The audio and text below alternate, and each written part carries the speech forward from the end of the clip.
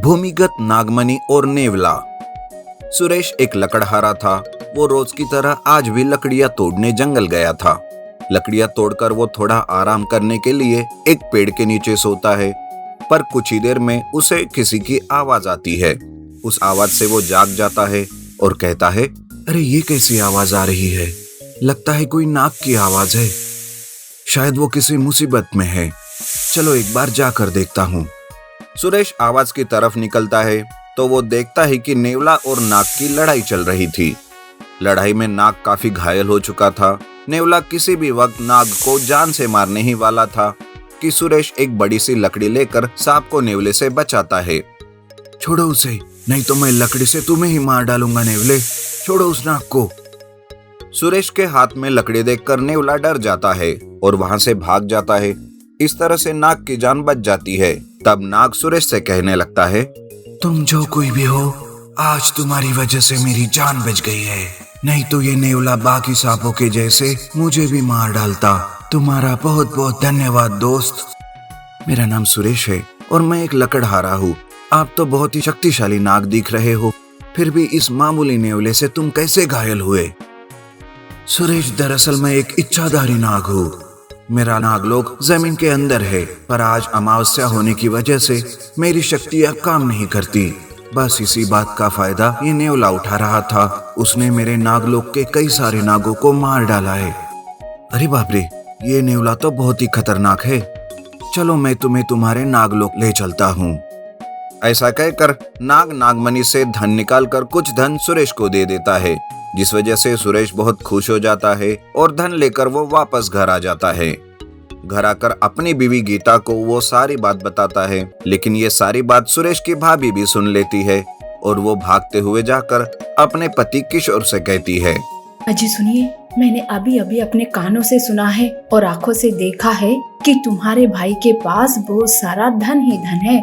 जंगल में एक भूमिगत नागलोक है जहाँ से तुम्हारे भाई को सारा धन मिला है। अरे चल झूठी, कुछ भी देखकर और सुनकर आती रहती हो तुम मेरे पास। अरे काम न काज के दुश्मन अनाज के, मेरी बात सुनो और जंगल जाओ और मेरे लिए धन लेकर आओ। जाओ जल्दी से। सुरेश के भाई और भाभी बहुत ही लालची रहते हैं। धन की लालच में किशोर जंगल जाता है। जंगल में वो कुछ ढूंढ रहा था कि तभी वहां नेवला आता है और उससे कहता है, सुन मनुष्य, तुम उस नागलोक को ढूंढ रहे हो ना? मुझे उसका पता है, मैं तुम्हें वहां तक पहुंचा सकता हूँ। हाँ, तो फिर चलो, देर किस बात की है, जल्दी से मुझे वहां ले चलो। नेवला मन ही मन में सोचता है, लगता है ये बहुत ही लालची इंसान है। मुझे इसके लालच का फायदा उठाकर उस नाग से बदला लेना होगा। वैसे भी नागमणि के होते हुए नागलोक में मैं नाग का कुछ भी नहीं कर सकता। उसे बाहर निकालने के लिए इसका ही इस्तेमाल करूंगा अब मैं। इस तरह सोचकर वो नेवला किशोर से कहता है, मैं तुम्हें नागलोक जरूर ले जाऊंगा, पर हाँ, आज नहीं बल्कि किसी अमावस्या के दिन। अमावस्या के दिन मुझे यहाँ इसी समय मिलना। ये सुनकर किशोर उस दिन घर वापस आ जाता है।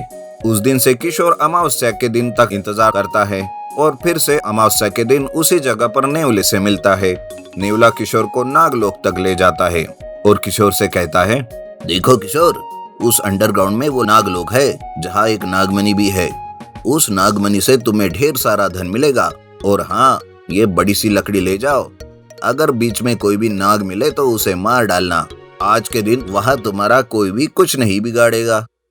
किशोर एक बड़ी सी लकड़ी लेकर नागलोक में जाता है, जहाँ नागमणि को देखकर वो बहुत ही खुश हो जाता है।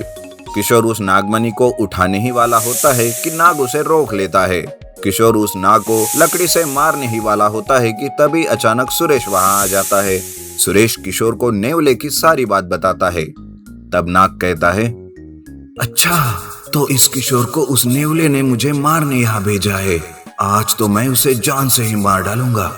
ऐसा कहकर नाग नागमणि को धारण करके नागलोक के बाहर आ जाता है, जहाँ पर नेवला किशोर की राह देख रहा होता है। लेकिन तब नाग नागमणि की सहायता से उस नेवले को ही मार डालता है। तब नाग सुरेश से कहता है, आज फिर से तुमने मेरी जान बचाई है, मेरी तरफ से ये धन रख लो। इस तरह नाग ढेर सारा धन सुरेश के सामने प्रकट करता है और वहां से अपने नागलोक वापस चला जाता है। तब सुरेश किशोर को भी उस धन में से आधा धन बांट देता है। किशोर भी इस तरह लालच छोड़कर उस धन से आराम से जिंदगी बिताने लगता है। Ostrich running race.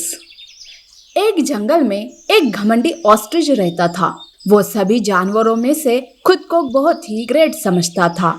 उसे तो बाकी जानवर खुद से कम ही दिखाई देते थे।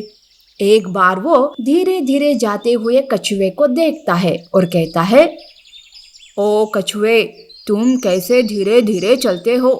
ऐसे धीरे धीरे चलने से तो तुम्हें घर जाने के लिए रात हो जाएगी। क्या मैं तुम्हारी कुछ मदद कर सकता हूँ घर जाने के लिए? मैं कैसे भी चलूं, तुमसे मतलब। और हाँ, इसी धीरे गति से मैंने खरगोश से रेस जीता था, समझे? वैसे मुझे तुम जैसे घमंडी से कोई मदद नहीं चाहिए।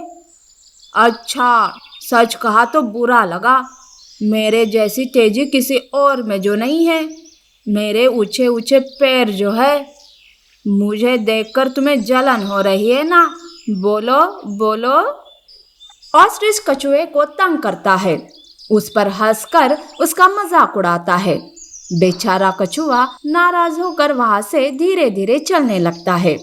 एक बार ऑस्ट्रिच को एक खरगोश दिखाई देता है जो पेड़ से फल तोड़ने की कोशिश करता है। तब ऑस्ट्रिच खरगोश से कहता है, अरे खरगोश, क्यों खामखा अपनी शक्ति गवा रहे हो? अपनी कद तो देखो पहले, और उछलकर पेड़ से फल तोड़ने की कोशिश कर रहे हो। तुम्हें जरा दिमाग है कि नहीं? अरे ओ घमंडी ऑस्ट्रिच, तू तो मेरे दिमाग के ऊपर जा ही मत।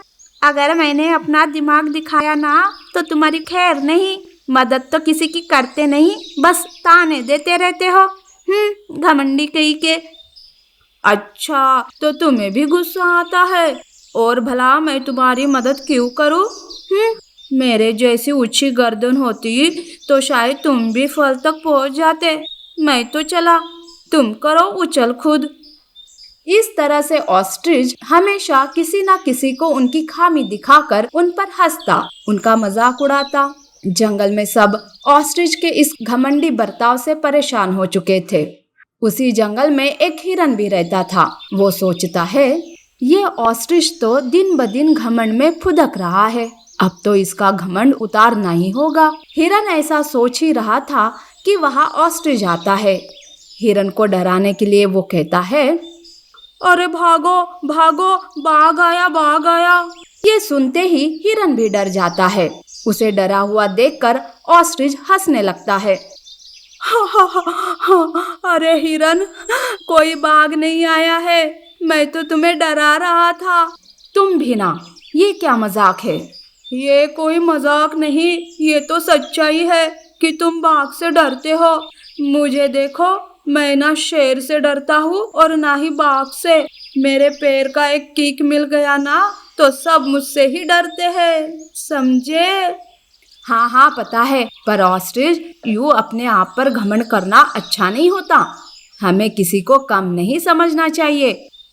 पर मैं किसी से कम क्यों हूँ? मैं तो सबसे ज्यादा काबिलियत हूँ, तो भला मैं घमंड क्यों ना करूँ? ठीक है, फिर देखते हैं कि किस में कितनी काबिलियत है। क्यों ना हम ये रेस लगाकर साबित करें? हाँ हाँ, क्यों नहीं। मैं खुद को साबित करने के लिए कुछ भी कर सकता हूँ, और ये रेस तो मैं ही जीतूंगा। दूसरे दिन हिरन और ऑस्ट्रिच के बीच में रेस का आयोजन किया जाता है। सारे जानवर ये देखने के लिए उत्सुक रहते हैं कि कौन जीतेगा। ऑस्ट्रिच और हिरन के बीच रेस शुरू हो जाती है। उस रेस में पहले ऑस्ट्रिच बड़ी ही तेजी से आगे बढ़ता है, हिरन पीछे ही रहता है। कुछ ही दूर जाने पर ऑस्ट्रिच थक जाता है, जिस वजह से उसकी गति कम हो जाती है। तब हिरन तेजी से आगे जाकर वो रेस जीत जाता है। तब हिरन ऑस्ट्रिच से कहता है, देखा ऑस्ट्रिच क्या हुआ, रेस हार गए ना तुम। इसीलिए कहता हूँ कि कभी घमंड नहीं करना चाहिए और ना ही किसी को कम समझना चाहिए, समझे? ऑस्ट्रिच को हारा देखकर सारे जानवर खुश हो जाते हैं। उस दिन के बाद से ऑस्ट्रिच का घमंड टूट जाता है और वो सबसे अच्छे से बर्ताव करने लगता है। नीति: हर किसी में काबिलियत के साथ साथ कोई ना कोई कमी भी रहती है। इसीलिए हमें अपनी काबिलियत पर घमंड करके दूसरों को नीचा नहीं दिखाना चाहिए।